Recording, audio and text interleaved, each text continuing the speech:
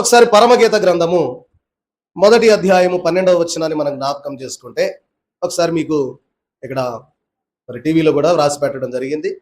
రాజు విందుకు కూర్చుండి ఉండగా నా పరిమళ తైలపు సువాసన వ్యాపించెను. చూడండి ప్రియమైన వార్లారా, మీరు ఇక్కడ గమనించినట్లయితే రోజు సంస్కారపు విందులోనికి చేరి వచ్చిన మనకు ఈ వాక్యముల ద్వారా దేవుడు మనలను బలపరచును గాక. ఆమేన్. చూడండి, ఈ యొక్క పరమగీత గ్రంథమును వ్రాసినది సొలొమోను గారు. దైవజనులు ఈ మాటలు తెలియజేస్తూ అన్నారు, పరమగీత గ్రంథాన్ని చదివేటప్పుడు శరీర రీతిగా చదవకూడదు, ఆత్మీయానుసారముగా చదవాలి అన్నారు. ఎలా చదవాలంట?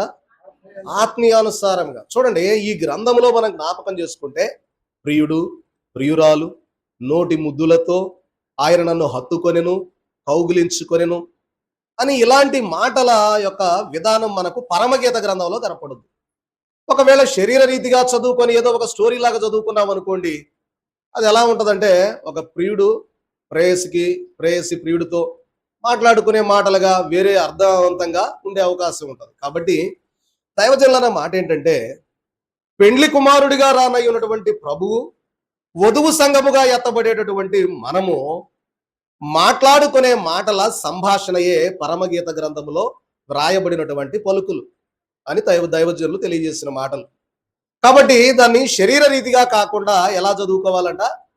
ఆత్మీయ రీతిగానే చదువుకోవాలి. కాబట్టి ప్రియమైన వారలారా, మీరు గమనించినట్లయితే ఈ యొక్క పరమగీత గ్రంథములు చూడండి, మరి ఈ యొక్క పదాన్ని దైవజనులు ఒక 4 భాగాలుగా చేసి వివరించారు. చూడండి, ఈ పదం ఏంటి, అసలు వాక్యం ఏంటి? రాజు విందుకు కూర్చుండి ఉండగా నా పరిమళ తైలపు సువాసన వ్యాపించెను. దీన్ని దైవజనులు 4 భాగాలుగా చేశారు. ఏవేంటి? 1 రాజు, 2వది విందుకు, 3వది కూర్చుండి ఉండగా, 4వది నా పరిమళ తైలపు సువాసన వ్యాపించెను.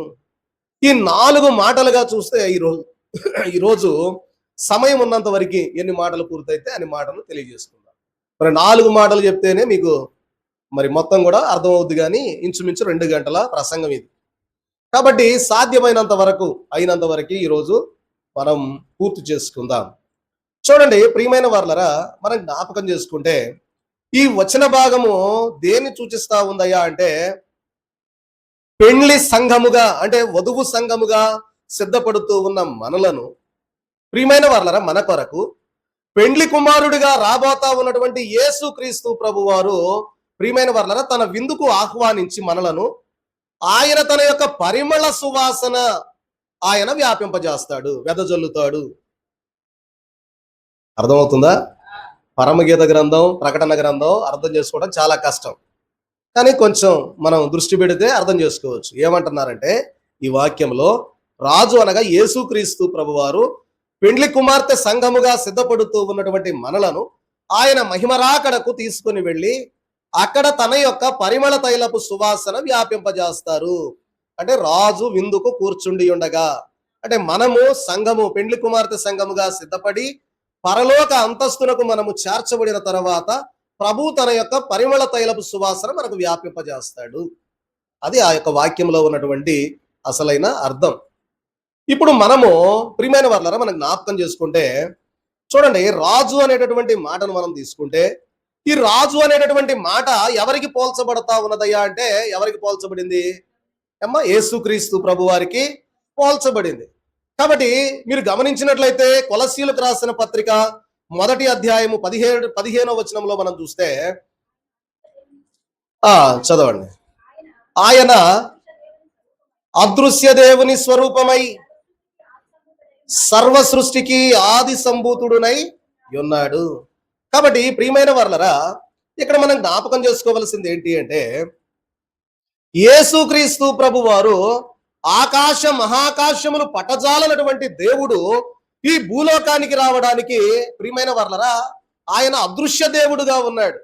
కంటికి కనబడనటువంటి దేవుడుగా ఉన్నటువంటి దేవుడు, ప్రియమైన వారలారా, ఈ లోకానికి రావడానికి ఆయన మరి ఎలా వచ్చాడు? ఆయనకి ఈ లోకంలో ఉన్నటువంటి బిరుదులేంటి? ఆయనకి ఏం బిరుదులు కలిగి ఉన్నాడు ఆయన? ఇక్కడ ఏమంటా ఉన్నారు పౌలు గారు అంటే, కొలస్సీల పత్రికలో ఆయన అదృశ్య దేవుని స్వరూపి అయి సర్వ సృష్టికి ఆది సంభూతుడై ఉన్నాడు సర్వ సృష్టికి. అమ్మా, మనుషులకే కాదు, సర్వ సృష్టికి ఆయన ఏమై ఉన్నాడు? ఆది సంభూతుడై ఉన్నాడు. కాబట్టి అటువంటి దేవునికి గల బిరుదులేంటి? ఒకటి రాజు, రాజు అనుకుంటా ఉన్నాం.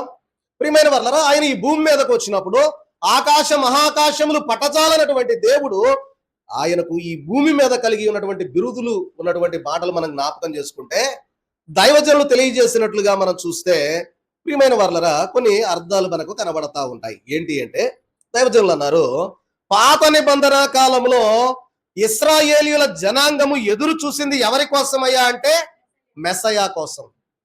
మెస్సయా వస్తాడు, మమ్మల్ని అందరినీ రక్షిస్తాడు. ఏమండి, పాత నిబంధన కాలంలో ఉన్న ఇశ్రాయేలీయులు అందరూ కూడా ఎదురు చూసింది ఎవరి కోసము అంటే మెస్సయా కోసం. చూడండి, యోహాను సువార్త 4వ అధ్యాయంలో మీరు గమనిస్తే అక్కడ బావి దగ్గరకు వచ్చినటువంటి సమరయ స్త్రీ ప్రభుతో మాట్లాడిన మాట ఏంటి?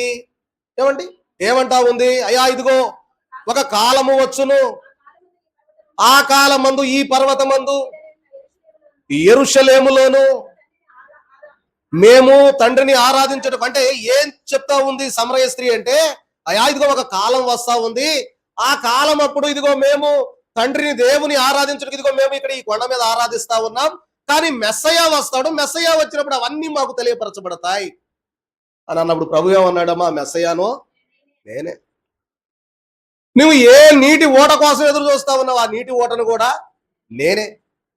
చూడండి, ఇశ్రాయేలీయులు ఎదురు చూసినటువంటి ఆ మెస్సయ, చూడండి యోహాను సువార్త 1వ అధ్యాయం 1వ వచనంలో చూస్తే, ఆది యందు వాక్యం ఉండెను, వాక్యము దేవుని యొద్ద ఉండెను, ఆ వాక్యము దేవుడై ఉండెను.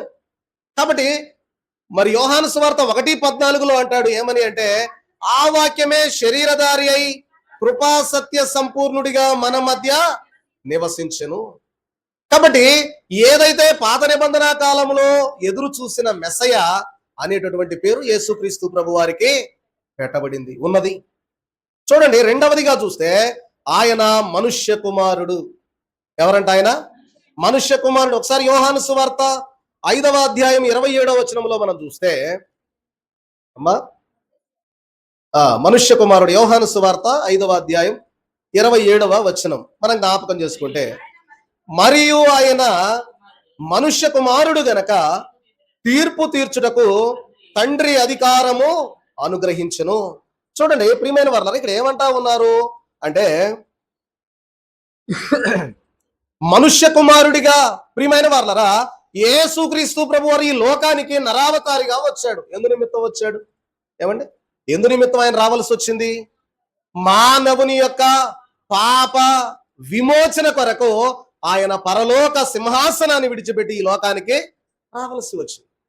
ఎడ్ల యొక్కయు గొర్రెల యొక్కయు మేకల యొక్కయు రక్తము వలన ఏ మాత్రము పాప పరిహారము లేని కారణాన ప్రియమైన వర్లరా ఆయన ఏ రూపంలో మానవుని తయారు చేశాడో తన స్వరూపము చొప్పునని ఆదికాండ గ్రంథం 1:27 ఎట్లా సెలవిచ్చాడో, ప్రియమైన వర్లరా నా స్వరూపమందు.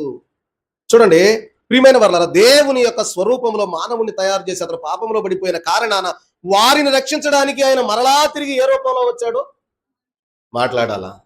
మనుష్య రూపంలో. కాబట్టి మనుష్య కుమారునిగా ఈ లోకంలోనికి ఆయన రావడము జరిగినది.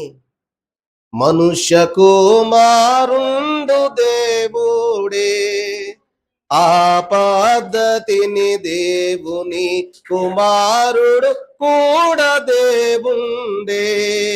దైవజనులు రాశారు ఆ పాట. మనుష్య కుమారుండు మనుష్యుడే, ఆ పద్ధతిని దేవుని కుమారుండు కూడా దేవుండే. కాబట్టి ప్రియమైన వారలరా, మనుష్య కుమారుడు మనుష్యుడే, ఆ పద్ధతిని బట్టి దేవుని కుమారుడు దేవుడే.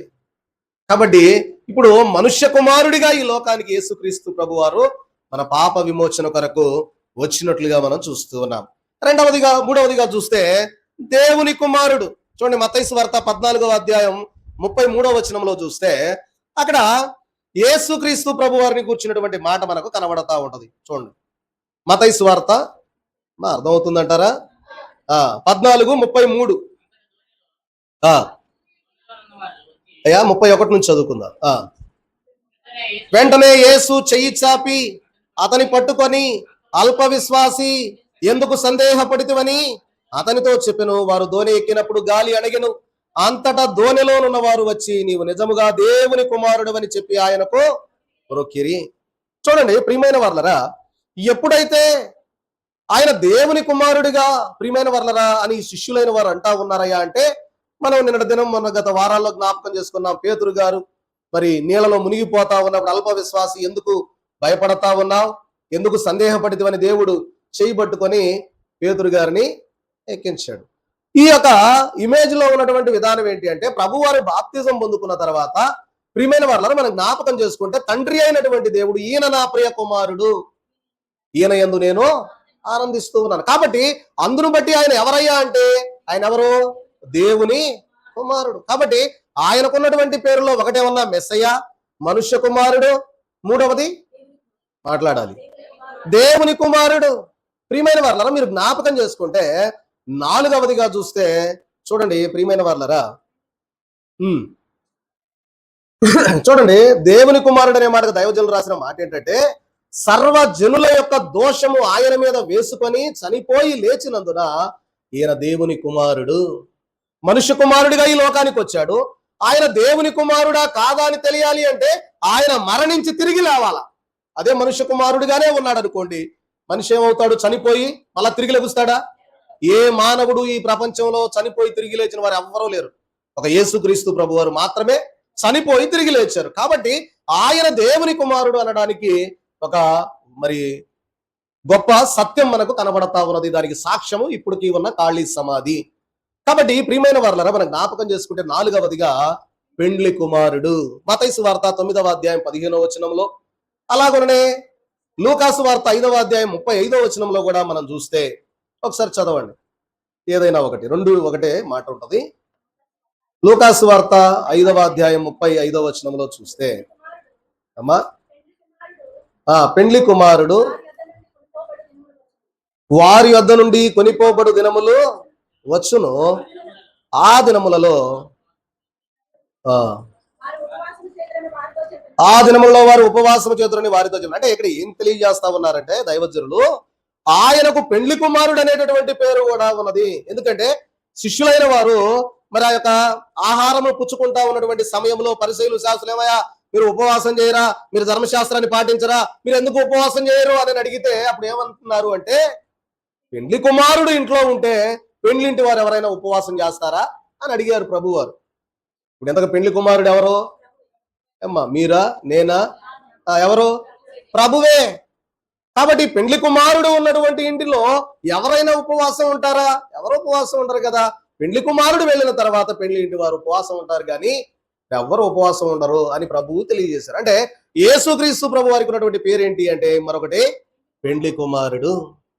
చూడండి ప్రియమైన వాళ్ళరా, మరొకటిగా చూస్తే ఆయన రాజు. ఎవరంట? రాజు. ఎవరయ్యా ఈ రాజు? ఎప్పుడు వస్తాడంటే ప్రకటన గ్రంథం 19వ అధ్యాయం 16వ వచనంలో మనం చూస్తే, యేసుక్రీస్తు ప్రభు వారు 1000 ఏళ్ల పరిపాలనలో ఈ భూమి మీదకు రాజు వలె వస్తాడు. రారాజు, రాజులకు రాజు, రారాజు. ఎలా వస్తాడంట 1000 ఏళ్ల పాలనలో? రారాజు వలె. చూడండి ఆ యొక్క రాయబడిన మాట ఏంటి అంటే, ఆయన వస్త్రం మీద రాజులకు రాజు అని, ప్రభువులకు ప్రభు అని ఆయన నామము వస్త్రముల మీద, ఆయన యొక్క తొడ మీద రాయబడి ఉంటది. ఆయన రాజు వలె వస్తాడు. ఇప్పుడు మన కోసం పెండ్లి కుమారుడిగా రాబోతా ఉన్నాడు. అమ్మా ఇప్పుడు ఎలా రాబోతా ఉన్నాడు? మనం ఎవరి కోసం ఎదురు చూస్తా ఉన్నామంటే పెండ్లి కుమారుడి కోసం. పెండ్లి కుమారుడిగా ఆయన మధ్యాకాశంలోకి రాబోతా ఉన్నాడు. తర్వాత ఆయన రాజుగా వస్తాడు. అందుకే మీరు ఏ పాట పాడకూడదు అంటే, రాజుగా వచ్చుచున్నాడు భూలోకమంతా తెలుసుకుంటారు అంటే, ఆయన ఇప్పుడు రాజుగా రావట్లా. ఇప్పుడు ఎలా వస్తున్నాడు? వరుడు పెండ్లి కుమారుడిగా రాబోతా ఉన్నాడు. రాజుగా వచ్చేది 1000 ఏళ్ల పరిపాలన. చూద్దాం ఆ విషయాలు కూడా ఈరోజు కొన్ని చూద్దాం. ప్రియమైన వారలారా, అంటే యేసుక్రీస్తు ప్రభు వారు ఒకటి చెప్పండి ఎలా రాబోతున్నా ఆయనకున్న పేర్లు ఏమంటే, ఒకటి మెస్సయ్య, రెండవది మనుష్య కుమారుడు, మూడవది దేవుని కుమారుడు, నాలుగవది పెండ్లి కుమారుడు, ఐదవది రాజుగా. చెప్తారా గట్టిగా ఒకసారి మళ్ళీ 5 పేర్లు? 1, 2, 3, 4, 5. మీ అందరికీ మరణాత అర్థమైంది అనుకుంటున్నా. దేవునికి మహిమ కలుగును గాక. ఆమేన్. చూడండి, రెండవదిగా చూస్తే ఏం చెప్పుకున్నాం? రెండవ మాట విందు. చూడండి ప్రియమైన వర్లరా, మొదటిది రాజు అనే దానికి దైవజనులు ఇచ్చినటువంటి, చూడండి పరమగీతములో ఇప్పుడు మనం వివరించుకునే ఒకే ఒక్క వాక్యం, అందులోనే ఇంత వివరణ దైవజనులు దేవదాసయ్య గారు రాశారు. దానికి ఉన్న వివరణ, ఆ వాక్యానికి ఉన్న వివరణ ఏంటి అనేది, అందులోనే ఈరోజు మనం ఆ ఒక్క వాక్యానికి ఉన్న వివరణ నేర్చుకుంటా ఉన్నాం. ప్రియమైన వర్లరా, రెండవ పదం ఏంటి అంటే విందు. దైవజనులు ఈ యొక్క మాట తెలియజేస్తూ 12 విందుల గురించి రాశారు. ఎన్ని విందులు? గట్టిగా చెప్పాలి. 12 విందులు. మంచిది. చూడండి ప్రియమైన వర్లరా, దైవజనులు ఈ మాట తెలియజేస్తూ, విందు అనగా ఇతరుల కొరకు చేయునది ప్రత్యేకమైన కార్యార్థమై చేసేది విందు అన్నారు. ఏంటంట విందు అంటే? ఇతరుల కొరకు చేసేది, ప్రత్యేక కార్యార్థమై చేసేది. రోజు మన ఇంట్లో అన్నం వండుకొని తింటా ఉన్నాం, అది విందవుద్దా అమ్మా? అది విందవ్వదు. విందవ్వాలంటే మనం ఎవరినన్నా ఆహ్వానించాలి.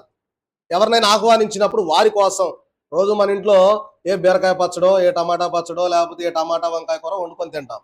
అదే విందుకు ఎవరినైనా ఆహ్వానించామనుకోండి, ఏం చేస్తాం? స్పెషల్ ఏ మటనో, చికెనో, చేపలో, ఏదో ప్రత్యేకంగా ఒక 4 కూరలు, ఇది స్వీట్ ఒకటి, ఇవన్నీ తయారు చేస్తావా లేదా? చేస్తాం. అంటే ఇతరులను ఆహ్వానించి వారి కొరకు ప్రత్యేకంగా సిద్ధపరచడమే విందు. కాబట్టి ఈ యొక్క విందుకున్నటువంటి ప్రియమైన వర్లరా ఒక గొప్ప విషయం ఏంటి అంటే, చూడండి ప్రియమైన వర్ల, దైవజనులు ఈ మాటలు తెలియజేస్తున్నారు. ప్రతి దినము భోజన సమయమందు సిద్ధపరచబడు పదార్థముల కంటే ఎక్కువ పదార్థములు విలువైనవి చేయబడును. ఇందు భుజించు ఆహారము త్రాగుపానము ఉండును. అంటే ఏదైతే మనం రోజు వండుకొని తినేదే కాకుండా విందు అంటే ప్రత్యేకంగా కొన్ని ఎక్కువ పదార్థాలు చేసుకుంటాం.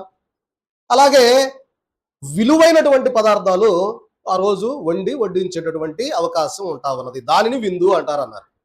అయితే ప్రియమైన వర్లరా, దైవజనులు అన్నమాట, విందుకు పిలువబడిన వారు తమంతట తామే అలంకరించుకొని సిద్ధపడి వచ్చెదరు అన్నారు. అమ్మా, మీ అందరినీ కూడా మరి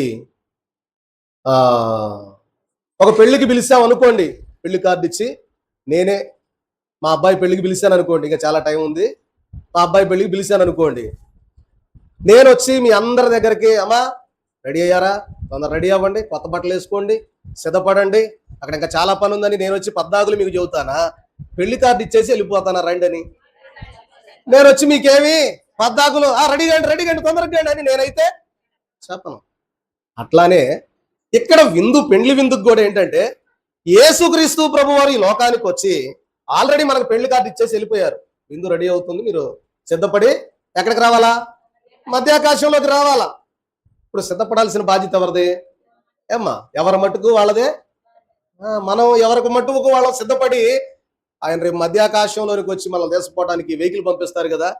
పెళ్లికి వచ్చే వాళ్ళకి ఏం చేస్తారు? వెహికల్, బాయ్ మీ ఊరికి బస్సు పంపిస్తున్నాం, అందరు బస్సులో వచ్చేసేయండి, మళ్ళీ తలా ఒకసారి కాకుండా, అంతేనా? ఈ మధ్య వెహికల్స్ పెడతా ఉన్నారు.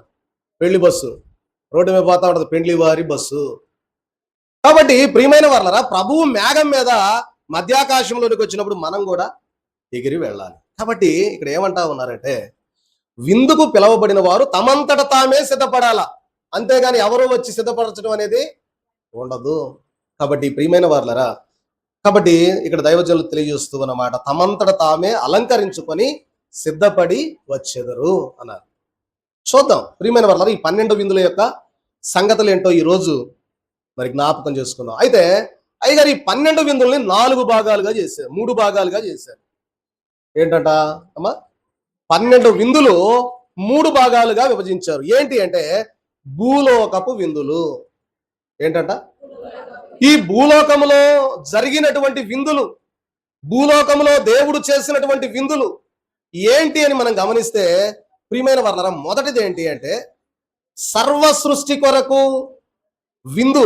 ప్రియమైన వర్లరా, దేవుడు సర్వజీవుల కొరకు సృష్టి ఆది నుండి అంతము వరకు ఇచ్చుచూ ఉన్న విందు. చూడండి ప్రియమైన వర్లరా, మీరు జ్ఞాపకం చేసుకుంటే సర్వ సృష్టికి దేవుడు ఇచ్చినటువంటి విందు ఏంటి అంటే సర్వజీవుల పోషణార్థం ఇచ్చేటటువంటి విందు. ఏంటి ఆ విందు అంటే, చూడండి, ఆదాము అవ్వలను కలగజేయక ముందే సృష్టిలో అనేక జంతుజాలాన్ని దేవుడు కలగజేశాడు. కలగజేసిన నాట నుండి నేటి వరకు లేదా రేపు ముగింపు దినాల వరకు కూడా దేవుడు ప్రతి జీవికి ఆహారం ఇస్తున్నాడా లేదా? అసలు మనం గమనించాం. ఇప్పుడు కోతులు ఉన్నాయి కొండ మీద, పురుగులు, కోతులు, ఇంకా రకరకాల జీవులు ఉంటాయి. వాటికి ఆహారం ఎవరు ఇస్తున్నారు చెప్పండి? అసలు ఎప్పుడన్నా మనం ఆలోచించాం? మన ఆహారం కోసం మనం తాపత్రయపడతాం, మంచిదే, మన గురించి మనం ఆలోచన చేసుకుంటా ఉన్నాం. కానీ జీవులు ఉన్నాయి, సృష్టిలో జీవులు ఉన్నాయి, వాటికి అసలు ఎవరు ఆహారం ఇస్తారు? కాబట్టి దేవుడు ఏం తెలియజేస్తా ఉన్నాడంటే, ఈ యొక్క విందులో ఏమంటా ఉన్నారంటే, సర్వ సృష్టిలో ఉన్నటువంటి సర్వ జీవులను పోషించే దేవుడు అన్ని జీవులకు కావలసినంత ఆహారం ఈ సృష్టిలో పెట్టేశాడు. కాబట్టి దైవజనులు అన్నారు, దేవుడు చేసిన భూలోకపు విందులలో ఏంటి అంటే, ఈ సృష్టి ఆరంభము ఏ దినాన ఆరంభించాడో ఈ సృష్టి ముగింపు వరకు కూడా దేవుడు సకల జీవులను పోషిస్తూనే ఉంటాడు. దేవునికి మహిమ కలుగును గాక. ఆమేన్. అయ్యా నాకు తినటానికి అన్నం లేదయ్యా అని ఎవ్వరు కూడా, ఏ నరుడు బాధపడకుండా ఏ సమయమునకు ఆ సమయము దేవుడు ప్రతి జీవికి ఆహారాన్ని సిద్ధపరిచే ఉంచాడు. అందుకే మనం పరలోక ప్రార్థనలో చెప్పుకుంటాం ఏమని? మా అనుదిన ఆహారం నేడు మాకు చాలు. కాబట్టి రెండవదిగా చూస్తే ప్రియమైన వర్లరా, ప్రభువు చేసినటువంటి విందులలో దైవజనులు చెప్పిన మాటను బట్టి ఏర్పాటు జనమైన ఇశ్రాయేలీయులకు 40 సంవత్సరాలు మార్గ మధ్యంలో మన్నాను కురిపించాడు, మంచినీళ్ళు ఇచ్చాడు. ఏమ్మా, అరణ్యంలో దేవుడు చేసిన విందులలో ఇశ్రాయేలీలైన వారు ఐగుప్తు దేశం నుండి ప్రయాణమై వెళుతూ ఉన్నటువంటి అరణ్యము అంటే ప్రియమైన వర్లరా, అక్కడ ఏమి కూడా చెట్లు చేమలే ఉండవు, ఎడారి రాళ్ళు రప్పలు ఉన్నటువంటి ప్రాంతంలో నడిపించుకుంటా వెళ్ళేటప్పుడు దేవుడు చేసిన విందేంటి అంటే 40 సంవత్సరాలు మన్నా కురిపించాడు. ప్రియమైన వర్లరా, వాళ్ళు తాగటానికి నీరు కూడా సమృద్ధిగా చెడ ఇవ్వలేదా? మీ అందరికీ మరణాత. కాబట్టి ప్రియమైన వర్లరా, మనం జ్ఞాపకం చేసుకుంటే ఇక్కడ తెలియజేస్తూ ఉన్నటువంటి మాట రెండవది ఏంటి అంటే, ఇశ్రాయేలీలకు దేవుడు చేసిన 40 సంవత్సరాల విందు ఏముంది అక్కడ? మన్నా. వాళ్ళు ఎప్పుడన్నా తిన్నారా అంతకుముందు? తినలా. ఇదేంటి అని ఆశ్చర్యపోయారే తప్ప, ప్రియమైన వర్లరా, అసలు మన్నా అంటే అర్థమే ఇది ఏమి ఏంటంట. వాళ్ళు అలా మంచు కురుస్తా ఉంటే అరే ఇదేంది అనుకుంటా ఉన్నారు. చివరికి దాని పేరు ఏమైపోయింది? ఇదేంది. మన్నా అంటే అర్థం అదే. మన్నా మంచులాగా కురుస్తా ఉంది, కొత్తిమీర గింజలాగా అంతా కురుస్తా ఉంటే దేవుడు తెలియజేసినట్టు చూసి అరే ఇదేంటి అని చెప్పి మనం ఎలా అనుకుంటాం, వాళ్ళు కూడా వాళ్ళ భాషలో ఇదేంటి అనుకున్నారు. వాళ్ళ భాషలో మన్నా అని ఏమన్నారంటే ఇది ఏమి. అదే వాళ్ళ భోజనం. 40 సంవత్సరాలు దేవుడు వారిని అలాగా పోషించాడు. బండలో నుండి నీటినిచ్చాడు, పోషించాడు. కాబట్టి రెండవది దైవజనులు చెప్పిన మాట, దేవుడు చేసినటువంటి విందు ఇశ్రాయేలీయులకు 40 సంవత్సరాలు అరణ్యంలో ఆహారమును నీటిని ఏ మాత్రము తక్కువ కాకుండా ఇచ్చాడు. మూడవదిగా చూస్తే ప్రియమైన వర్లరా, మీ అందరికీ తెలిసినట్లుగానే యేసు క్రీస్తు ప్రభు వారు కొండ మీద ప్రసంగం అయిపోయిన తర్వాత అనేకులకు, అనగా ఇంచుమించుగా పురుషులు 5,000 మందికి, మరి అందరూ కలిస్తే 20,000 మందికి ఎన్ని రొట్టెలు పంచాడు, ఎన్ని చేపలు పంచాడు? అమ్మా, రివర్స్ చెప్తారేమో అనుకున్నా, కొంచెం కన్ఫ్యూజ్ గా ఉంటది కదా. ఎన్ని చేపలు, ఎన్ని రొట్టెలు? 5 చేపలు కాదా? ఓకే, మిమ్మల్ని కన్ఫ్యూజ్ చేయదలుచుకోరా. 5 రొట్టెలు 2 చేపలు. కాబట్టి ఈ ఆహారాన్ని విస్తారంగా 20,000 మందికి మంచిగా ఇంకా 12 గంపలు మిగిలి. సరే, అది మనకు అవసరం లేదు. కానీ ఏంటి అంటే, యేసుక్రీస్తు ప్రభు వారు అరణ్యంలో 5,000 మంది అంటే ఇంచుమించు 20,000 మందికి విందు చేశాడు. కాబట్టి ప్రియమైన వారలారా, ఇది ఒక విందు అన్నారు దైవజనులు. చూడండి, 4వదిగా చూస్తే విశ్వాసము ద్వారా దేవుడు ఇచ్చేటటువంటి విందు అన్నారు దైవజనులు. ఏ విందు అంటే ఇది? విశ్వాసము ద్వారా. దైవజనులు ఈ మాట రాస్తూ అన్నారు, జీతనాదాలు లేవు, నిలువు సొమ్ము లేదు, నిరుకు రాబడి లేదు. కానీ ఏముంది అంటే దైవజనులు అన్న మాట, ప్రియమైన వారలారా, చూడండి, క్రీస్తు ప్రభువునందు విశ్వాసము ద్వారా జీవించు వారి జీవితము ఒక విందు అన్నారు అయ్యారు. జీతనాదాలు లేవు, నిలువు సొమ్ము లేదు, నిరుకు రాబడి. ఏంటి అంటే, మనం పనిచేస్తే జీతం రావట్లేదు, మన దగ్గర ఏమి నిలవబెట్టిన సొమ్ము లేదు, మనకు వచ్చేటటువంటి ఆదాయం లేదు. దేవా, నువ్వేనయ్యా నాకు ఈరోజు ఆహారం. అయ్యా ఇదిగో మీరు నాకు ఆహారం పంపించండి అని వేడుకుంటే ఏం వచ్చేస్తుందంట? దగ్గర ఇంక అటైతే మీకు మేము ఏమి ఇచ్చే పర్లేదు, మీరు విశ్వాసం ద్వారానే బతికేసేయండి అంటారా? ఏలియా గారు ఎలా, ప్రియమైన వాళ్ళరా, ఎలా అడిగారు అమ్మ ఆహారాన్ని? అడిగారా? దేవుడే తన ఆకలి తెలుసుకొని కాకుల ద్వారా ఏం పంపించాడు? రొట్టెను, మాంసాన్ని. కాబట్టి విశ్వాసము ద్వారా దేవుడే మనలను పోషించేవాడుగా ఉన్నాడు. చూడండి, చాలా మంది జీవితాల్లో నేటి దినాల్లో మనం జ్ఞాపకం చేసుకుంటే వాళ్ళ యొక్క పరిస్థితులు చూస్తే, ఒకవైపు భర్త చనిపోయి ఉంటాడు, ఒకవైపు చూస్తే భార్యాభర్తలు ఇద్దరు చనిపోయి బిడ్డలు అనాథలుగా ఉండిపోతారు. ఒక్కో సందర్భాల్లో ప్రియమైన వాళ్ళరా, బిడ్డలు చనిపోయి తల్లిదండ్రులు ఇద్దరే ఉండిపోతారు. వాళ్ళ వృద్ధాప్యానికి వచ్చాక వాళ్ళ పరిస్థితి ఏంటి?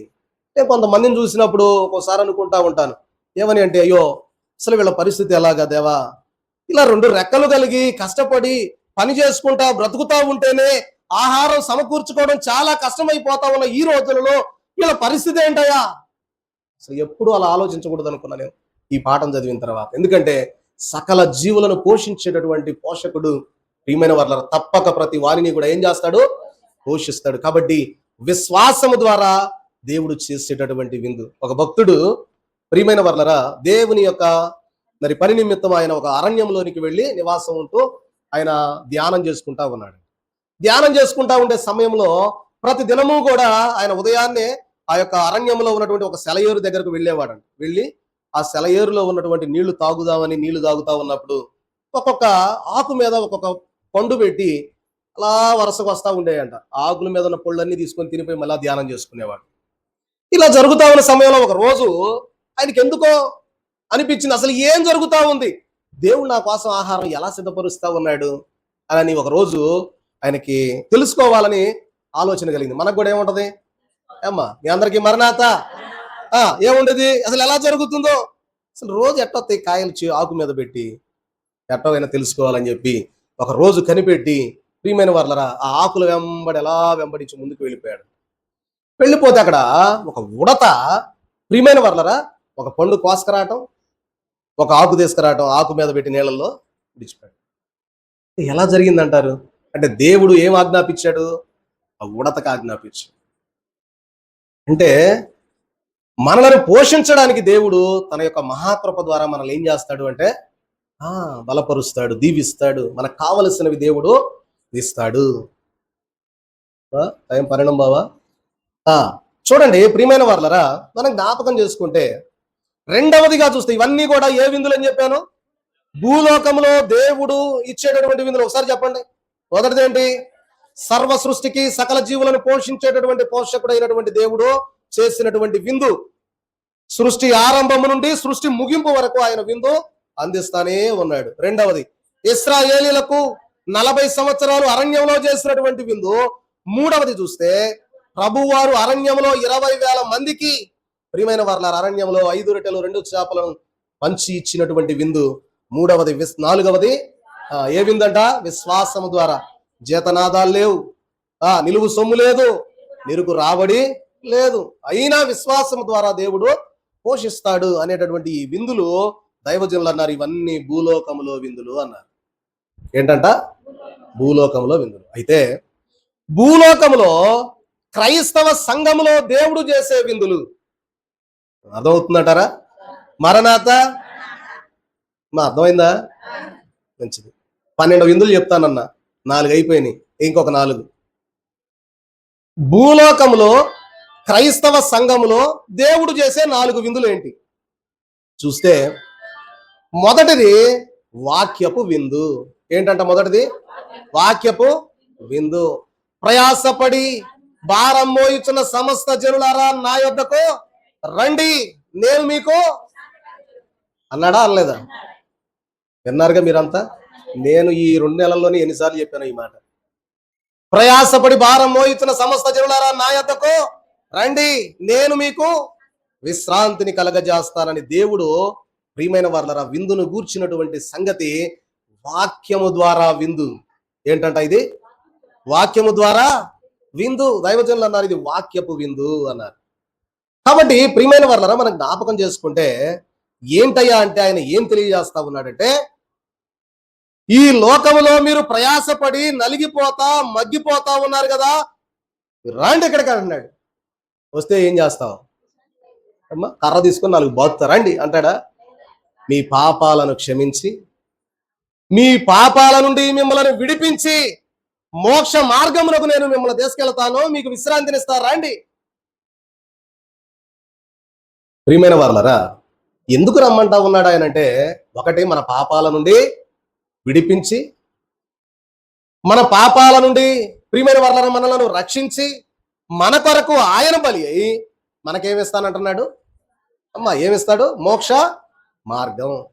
మోక్ష మార్గాన్ని నేను మీకు ఇస్తాను, కాబట్టి మీరు రండి అని ఒక వాక్యము ద్వారా ఆయన ఏం చేస్తా ఉన్నాడంటే విందు చేస్తున్నాడు అన్నారు దైవజనులు. కాబట్టి ఈ వాక్యపు విందులోనికి మనము రావలసిన వారమైన. అందుకే నేను దైవజనులు చెప్పిన క్రైస్తవ సంఘములో విందులు, ఆ ఫోటో కూడా మీకు క్రైస్తవ సంఘం, అది సంఘములో దేవుడు చేసే విందు మనం జ్ఞాపకం చేసుకుంటే, రెండవదిగా చూస్తే ఆదివారపు ఆరాధన. రెండో విందు ఏంటంట? ఆదివారపు ఆరాధన. దైవజనులు అన్నారు, ప్రియమైన వారలారా, ప్రతి ఆదివారం ఆలయములో జరుగు ఆరాధన ఒక విందు అబ్బాయి అన్నారు. ప్రతి ఆదివారం ఆలయంలో జరిగే ఆరాధన ఒక విందు. చూడండి, మీరు ప్రతిరోజు కూడా మీరు ప్రార్థన చేసుకోవాలనుకోండి, ఎలా చేసుకుంటారు?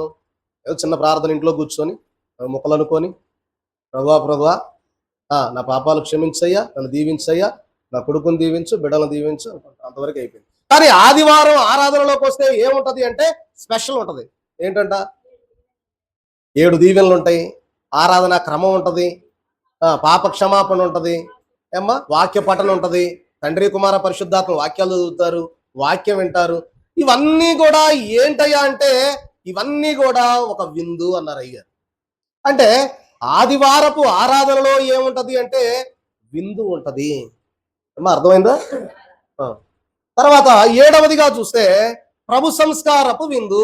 ఇవన్నీ క్రైస్తవ సంఘంలో జరిగాయి, భూలోకములో క్రైస్తవ సంఘంలో జరిగే విందులు. నేను కన్ఫామ్ గా పలానా మాట చెప్తున్నానంటే మీరు జ్ఞాపకం పెట్టుకోండి. భూలోకములో క్రైస్తవ సంఘములో జరిగే విందులు 4: 1 వాక్యపు విందు, 2 ఆదివార ఆరాధన, 3 ప్రభు సంస్కారపు విందు. ప్రభు సంస్కారపు విందు, ప్రభు సంస్కారపు విందు, పరుగెత్తుకొని రండి, ప్రభువే మన విందు. ప్రభువు జతకిదే సందు, పాప వ్యాధికి మందు, సభలన్నీ నీ అందు సంతోష్టి పెంపొందు. ఏంటంట? ప్రభు సంస్కారపు విందు, పరుగెత్తుకొని రండి, ప్రభువే మన విందు. ప్రభు జతకు ఇదే సందు, పాప వ్యాధికి ఇదే మందు. చూసారా ఎలా రాశారు అయ్యారు? ప్రభు సంస్కారపు విందు, పరుగెత్తుకొని రండి, ప్రభువే మన విందు, ప్రభువు జతకు ఇదే. అంటే ప్రభువు ప్రక్కన మనం ఉండటానికి సందేంటి అంటే ఇదే. ఈ విందు అందుకోవడం ద్వారానే ప్రభు యొక్క జతకు చేరేటటువంటి స్థితిలోనికి మనం వెళతాం. అందుకే ఆ మాట రాశారు, ప్రభు జతకు ఇదే సందు. అంటే ఇలాగా ఈ సందు ద్వారానే మనం ఏం చేయాలి? ఆయన దగ్గరికి వెళ్ళి పక్కన కూర్చొని అంతస్తులోనికి వెళతాం. ఇదే పాప వ్యాధికి మందు అన్నారు. పాప వ్యాధికి ఇదే ఏంటంట? మందు. ఈ మందు అందుకోవడం ద్వారా ప్రియమైన వారలారా మనలో ఉన్నటువంటి పాప స్థితి అంతా కూడా వెడలిపోయేదిగా ఉంటా ఉన్నది. కాబట్టి ఈ యొక్క ప్రభు సంస్కారపు విందు అనేది మనకు కనబడతా ఉన్నది. కాబట్టి దైవజనులు తెలియజేసిన మాట, క్రీస్తు ప్రభు యొక్క శరీరము రక్తము విశ్వాసి అందుకొని, క్రీస్తునందు విశ్వాసి, విశ్వాసి అందు క్రీస్తు కూడా ఏకమవుతారు, నివసించేటటువంటి విందు అన్నారు. అంటే దైవజనుల పాటలు అన్నారు కదా, నీవు నాలో నేను నీలో లీనమైనట్టే, నీకు లేనిదేది పోనిదేది రానిదేది అన్నారు. కాబట్టి ప్రియమైన వారలారా ఈ రీతిగా మనం జ్ఞాపకం చేసుకుంటే మరి ఏమంటా ఉన్నారంటే, క్రీస్తు ప్రభు యొక్క శరీరము రక్తము కూడా విశ్వాసి అందుకున్నప్పుడు ప్రభు యొక్క శరీర రక్తాలు మన యొక్క శరీరంలోనికి వెళతాయి. కాబట్టి ప్రియమైన వారలారా అప్పుడు ఏమైపోద్ది అంటే ఆయన మనము ఏకమయ్యేటటువంటి స్థితి మనకు కనబడతా ఉన్నది. కాబట్టి ప్రియమైన వారలరా, మరి ఈ రీతిగా మనం జ్ఞాపకం చేసుకుంటే 7వది లేదా 3వది ప్రభు సంస్కారపు విందు. 4వదిగా చూస్తే దైవజనులు అన్నారు సన్నిధి అనే విందు అన్నారు. ఏంటంట? సన్నిధి అనే విందు. ఈ భూమి మీద నివసించు మోక్ష సంబంధమైన అనుభవమును ప్రతిదినము కలిగి ఉండేది సన్నిధి విందు అన్నారు. ఏమా? భూమి మీద నివసించుచు మోక్ష సంబంధమైనటువంటి అనుభవం మనం తెచ్చుకోవాలా. ఈ భూమి మీద సపోజ్ మనం ఉన్నాము, మనం ఇక్కడే ఉండి అసలు పరలోకంలో ఉన్నటువంటి అంతస్తు ఏంటి, అసలు పరలోకంలో ఏముంది, పరలోకాన్ని మనం ఎలా తెలుసుకోవాలి, పరలోకంలో ప్రభు అసలు ఎలా ఉంటాడు, ఆయన పెండ్లి కుమారుడిగా రేపు ఎలా రాబోతా ఉన్నాడు, ఇవన్నీ తెలుసుకోవడానికి ఏంటి అంటే అదే సన్నిధి అన్నారు. సన్నిధి అనే విందు అన్నారు దైవజనులు. ఈ సన్నిధి అనే విందులోనికి వస్తే మోక్ష మార్గంలో ఉన్నటువంటి స్థితిగతులు ఏంటో మనకు అర్థమవుతాయి అన్నారు. కాబట్టి నేను మీకు 2 రకాల విందులు చెప్పాను. ఒకటి భూలోకపు విందులు, రెండవది భూలోకములో క్రైస్తవ సంఘములో జరిగే విందులు. 4 మొత్తం ఎన్ని చెప్పా ఇప్పటికి? 8 చెప్పా. ఇక చివరిగా ఇంతటితో ముగిచ్చేస్తా, ఎందుకంటే సమయం సరిపోదు. ఇప్పుడు పరలోకములో విందులు ఏంటంట? పరలోకంలో విందులు. ఫస్ట్ ఏమో భూలోకంలో దేవుడు చేసిన విందులు చెప్పా, భూలోకంలోనే ఒక క్రైస్తవ సంఘంలో దేవుడు చేసే విందులు చెప్పా. ఇప్పుడు రేపు పరలోకం వెళ్తాం మనం. వెళ్తారా? మీరు అందరూ వస్తారా? అమ్మా, ఒక ఆయన ఎట్టనే అడిగాడంట, మీకు చెప్పారో లేదో, ఎంతమంది నరకానికి వెళ్తారో చేయొత్తండి అన్న. అమ్మా, నరకానికి వెళ్ళే వాళ్ళు ఎవరో చేయొత్తండారంటే ఒక ఆమె ఎత్తిందంట, ఏమ్మా నరకానికి వెళ్తావా అని పక్కా అన్నదంట. అంటే మన పాష గారే చెయ్యెత్తారు వెళ్తానని, మనం వెళ్ళకపోతే ఎట్టానని అన్నదంట. అట్టుండిద్ది. కాబట్టి మనం ఎక్కడికి వెళ్ళాలా? ఏమా, పరలోకానికేనా? మంచిది. చూడండి, ఈ పరలోకంలో జరిగేటటువంటి 4 విందులు ఏం జరగబోతా ఉన్నాయి పరలోకంలో రేపు. చూడండి ప్రియమైన వారలారా, మనం జ్ఞాపకం చేసుకుంటే, ఒకటి 7 ఏండ్ల పెండ్లి విందు. మీ అందరికి బాగా తెలుసు, దానయ్య గారు చెప్తా ఉండేవాళ్ళు ఎప్పుడు. ఏంటది? ఎత్తబడినోడికి తప్పలో, విడవబడితే తెప్పలో. కాబట్టి ప్రియమైన వారలారా, 7 ఏండ్ల పెండ్లి విందు పరలోకంలో జరగబోతా ఉంది. దానికి ఇక్కడ సంఘమంతా ఈ భూమి మీద సిద్ధపడాలా. వధువు సంఘంగా సిద్ధపడిన వాడే పెండ్లి విందులోకి వెళ్తాడు. ఏంటి ఆ పెండ్లి విందులో ఉన్నటువంటి సంగతులు అంటే, ప్రియమైన వారలారా, దైవజనులు చెప్పిన మాట, వరుడైన క్రీస్తు ప్రభు మేఘాసీనుడై మధ్యాకాశమునకు వచ్చి భూమి పైనున్న వధువు సంఘమును ఆకర్షించుకొని పైనున్న నూతన యెరూషలేమునకు తీసుకొని వెళ్ళి వధువు చెంతనే ఉండి 7 సంవత్సరాలు చేసే విందే ఈ యొక్క వధువు సంఘము చేసే పెండ్లి విందు. ఏంటంట? మేఘములపై వరుడు యేసు వేగముగా రాగానే, మేఘములపై వరుడు యేసు వేగముగా రాగానే, మేఘం మీదకెక్కి నేను హల్లెలూయా పాడేదన్, హల్లెలూయా హల్లెలూయా హల్లెలూయా యేసుకే, హల్లెలూయా హల్లెలూయా హల్లెలూయా ఆమేన్. ఎక్కడికి వెళ్ళి? మేఘం మీదకి ఎక్కి కింద ఉన్న వాళ్ళకి బాయ్, నేను వెళ్ళిపోతున్నా, మీరు ఏడే ఉండండి. కాబట్టి ప్రియమైన వారలారా, మేఘముల మీద ప్రభు వచ్చి మనలను తీసుకొని వెళ్ళి ఆయన తన యొద్ద మనలను ఉంచి 7 సంవత్సరాల పెండ్లి విందు జరుగుద్ది. ఇది పరలోకంలో రేపు జరగబోయే విందు. మనందరం సిద్ధపడతా ఉన్నది, ఇంత ప్రయాస పడతా ఉండి ప్రతి ఆదివారం గుడికి వచ్చి సిద్ధపడి గృహాల్లో సన్నిధి చేసుకొని సిద్ధపడి దేనికోసం అంటే దీనికోసం, ఈ విందు కోసం, 7 ఏండ్ల పెండ్లి విందు. తర్వాత రెండవదిగా చూస్తే దైవజనులు చెప్పిన మాట ఏంటంటే పరిశుద్ధాత్మ చేసే విందు అన్నారు. ఏంటి ఆ విందు అంటే, ప్రియమైన వారలారా, ముగిస్తూ ఉన్నాను, సమయం అయిపోయింది. మరొక 2 విందులు చెప్పి నేను మాటలు ముగిస్తాను. ఏంటయ్యా అంటే, పరమందు చూడండి, పరలోకములో తండ్రి యందు కుమారుడు, కుమారుని యందు సంఘం. అర్థమైందా? పరలోకములో తండ్రి, తండ్రి యందు కుమారుడు, కుమారుని యందు ఇక్కడ నుండి వధువు సంఘంగా సిద్ధపడి వెళ్ళినటువంటి వధువు సంఘము, తండ్రి కుమారుడు వధువు సంఘం, వీళ్ళను ఏకము చేయడం ఎవరి పని అంటే ఎవరి పని? పరిశుద్ధాత్మ యొక్క పని. నేనిక సిద్ధంబోగా లేనని తెలిసినది నిరుకో గానన్ పరిశుద్ధాత్మయే నన్ను, గానన్ పరిశుద్ధాత్మయే నన్ను కడకు సిద్ధము చేసి కొనును.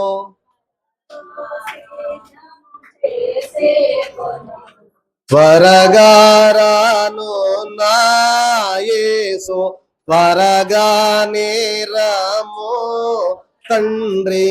కాబట్టి తండ్రి యందు కుమారుడు, కుమారుని యందు సంఘము, వీళ్ళని ఏకం చేయడం ఎవరి పనయ్యా అంటే పరిశుద్ధాత్మ తండ్రి పని. అందుకే దైవజనులు అన్నారు, పరిశుద్ధాత్మ తండ్రి చేసే విందు ఈ యొక్క విందు అని తెలియజేశారు. మూడవదిగా చూస్తే 11వది, ప్రియమైన వారలారా, త్రిత్వ దేవుని యందు ఏంటి అంటే ఇది నిత్య విందు అన్నారు. చూడండి, ఇందాక నేను చెప్పిన దానికి మరి 10వది యోహాను సువార్త 14:20 ఒకసారి చదువుతారా? రిఫరెన్స్ లేకుండా ఉంటే బాగోదు గనక, ఉన్నది గనక దైవజనులు రాశారు. యోహాను సువార్త 14:20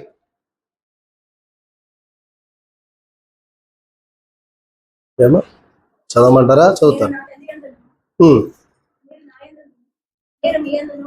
నేను నా తండ్రి యందును మీరు నా యందును నేను మీ యందును ఉన్నామని ఆ దినమున మీరు ఎరుగుదురు. ఏంటంట? ఏమంటా ఉన్నారు?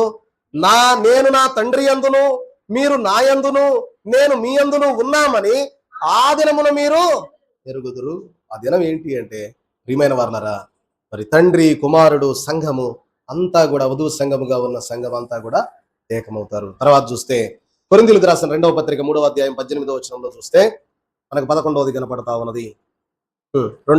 కొరింథీయులకు రాసిన 2వ పత్రిక 3వ అధ్యాయం 18వ వచనం చదువుకుందాం.